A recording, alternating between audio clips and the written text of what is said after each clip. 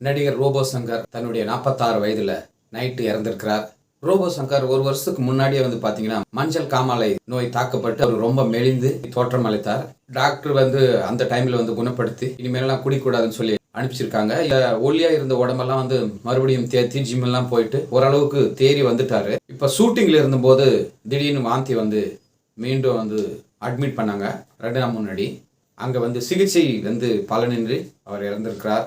கமல் வேரியன் அப்படின்னு சொல்லலாம். அவருடைய பர்த்டேக்கெல்லாம் நல்ல செலிப்ரேட் பண்ணுவார். கமல் சாருடைய படம் வந்துச்சுன்னா அங்கே போயிட்டு போஸ்டர்ல இருந்து எல்லாமே செய்வார். அவர் கூட ஒரு படம் நடிக்கணும்னு ஆசையாம், ஆனால் அது நடக்காம போச்சு.